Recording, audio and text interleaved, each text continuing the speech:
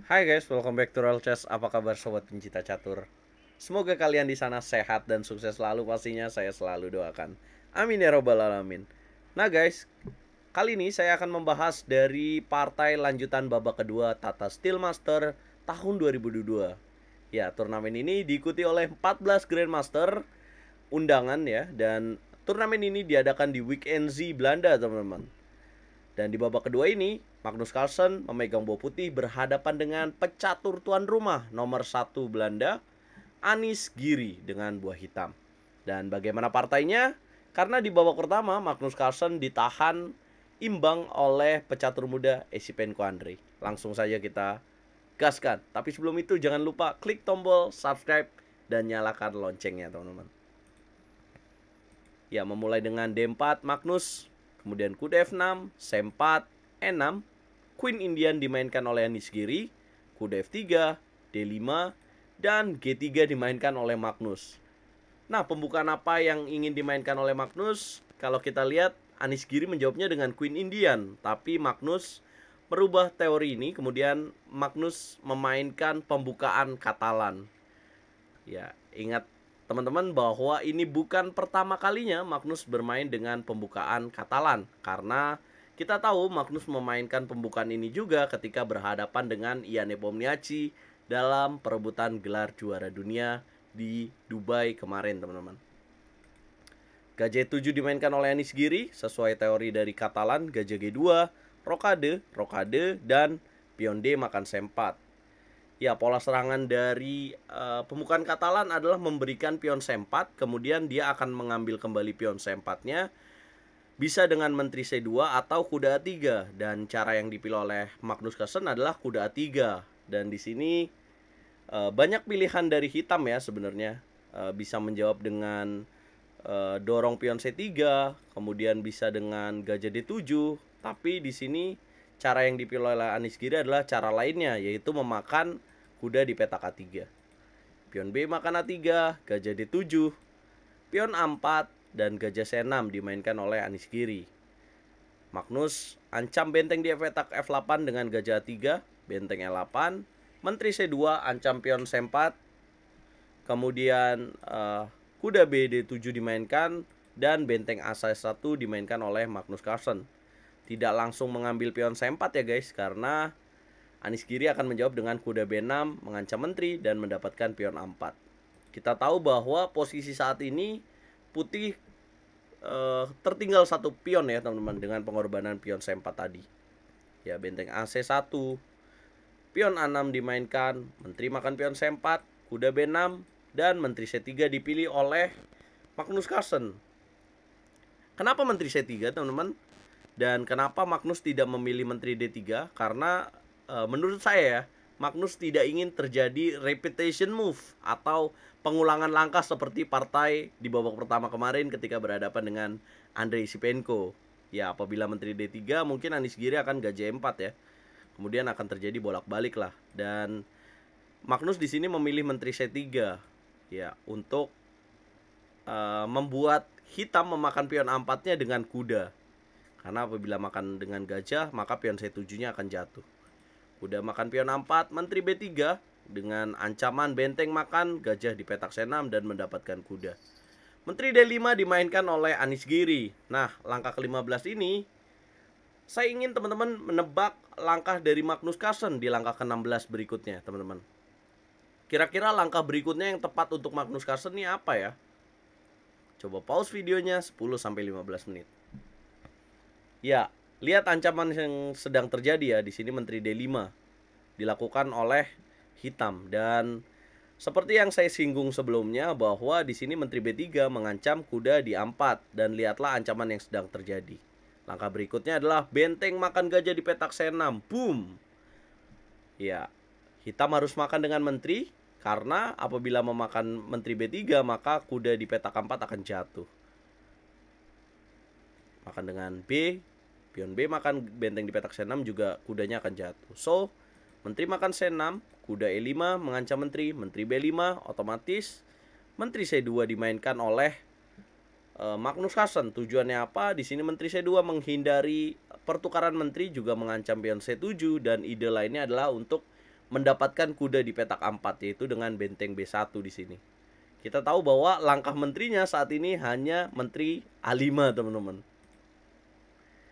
Ya, dan langkah yang berikutnya kuda D5 dari Anies Giri, dan tanda tanya muncul di sana. Lihatlah lonjakan dari evolution bar-nya, teman-teman. Evolution bar dari Stockfish menunjukkan bahwa kuda D5 merupakan langkah blunder. Ya, langkah terbaiknya harusnya kuda B6 ya di sini.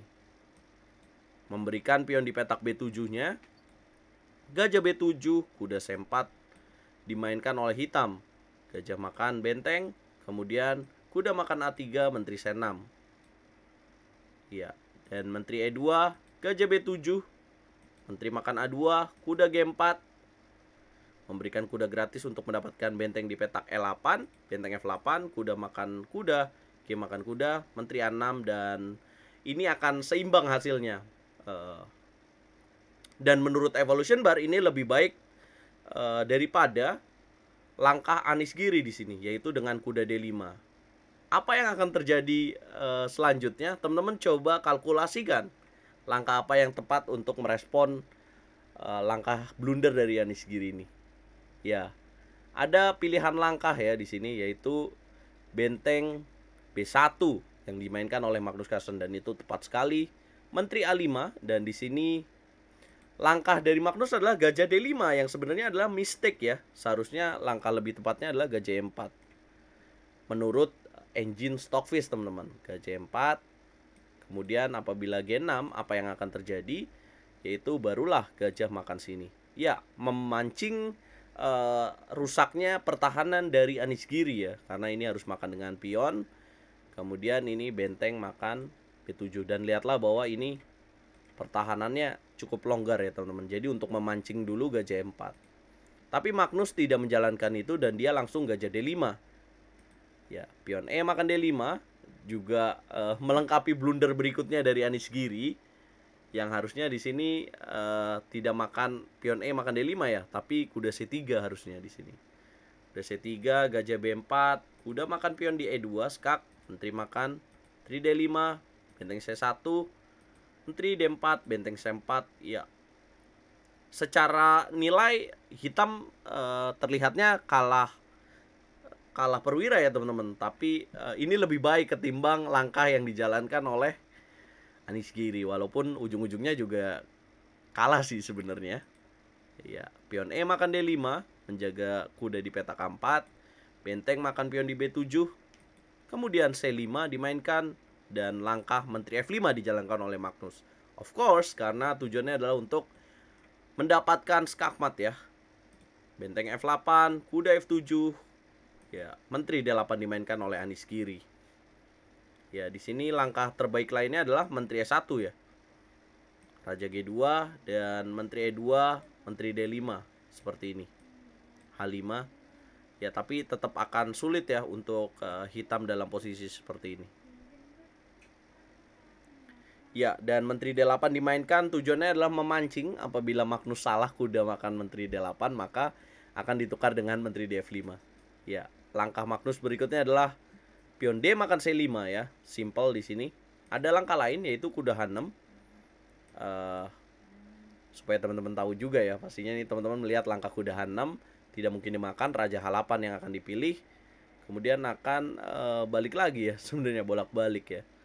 Mungkin bisa langkah benteng F7 di sini. Tapi hitam akan menjawabnya dengan menteri B8. Dan ini juga belum ada progres ya di sini, teman-teman. Jadi Magnus melihat itu, dan dia mengambil pion D makan C5. Menteri F6, Magnus makan, dan kuda H6. Raja H8, pion C6. Ya, benteng FC8 karena menghindari ancaman dari gajah A3, pion C7, kuda C3, gajah B2, ya tahan pion D4.